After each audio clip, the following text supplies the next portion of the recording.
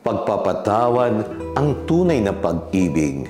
Ako po si Father Eric Arada mula sa Archdiocese ng Lipa at Cura-Parroco sa Parokya ng Santa Clara ng Assisi dito sa Barangay Santa Clara, lungsod ng Santo Tomas.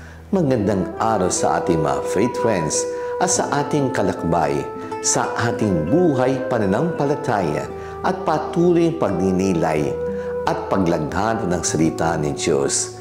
Sa gospel natin ngayon ay ang pagtuturo ni Jesus para sa kanyang mga alagad sa kanilang pakikitungo sa kanilang kapwa-tao.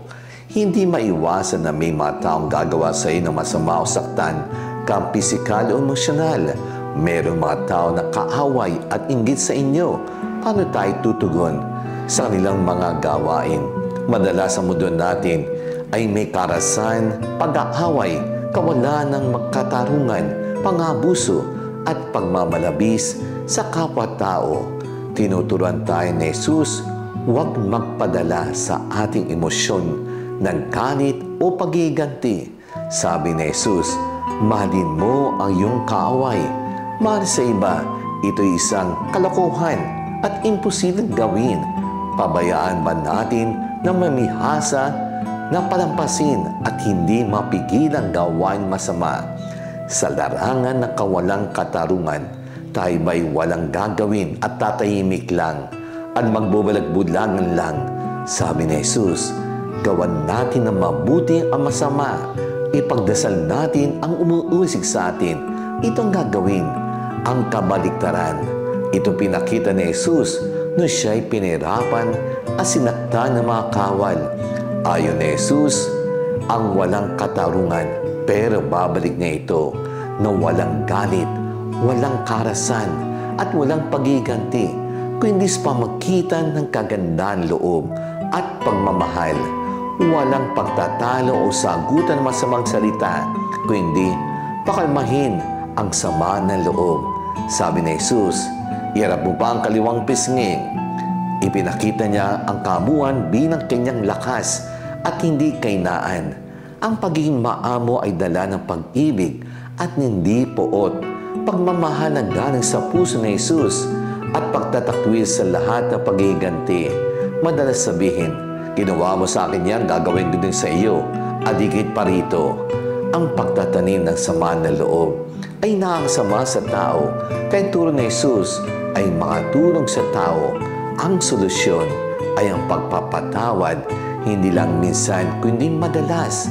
Ang pagpapatawad sa kaaway ay malaking tulong sa espiritual na kalusugan. Ang patawad ay lakas, nagpapalaya at biyaya ng Diyos. Akala ng iba, kainaan at pag-iinduwag ang pagpapatawad. Ang pinakamadaling gawin at tumugon na agad sa ginawa sa atin. Pag sinuntok ka, suntukin mo din. Ang pagiging Kristyano, huwag tumugon agad. Itong kakibat ng lakas ng pagpigil, gaya ni Haring David kay Haring Saul. Kahit alam niyang may pagtangka sa buhay niya, hindi siya gumanti at ang sabi niya, hindi niya sasaktan ang hinirang ng Diyos.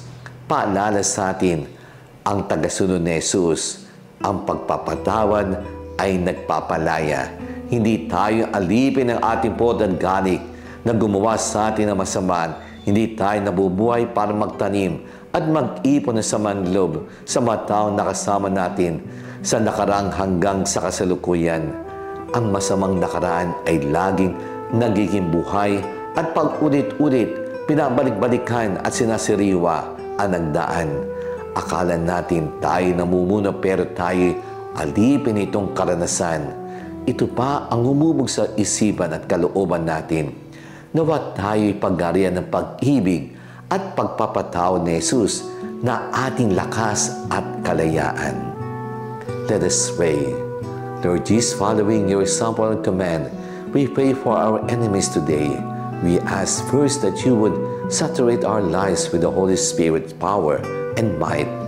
Send your love flowing through us and forgive us for holding on to anything that could hinder our prayers. We release unforgiveness, thoughts of revenge, or hateful emotions that quench your spirit in our hearts, that give us wisdom as we seek how to bless, to love, and to pray for our enemies.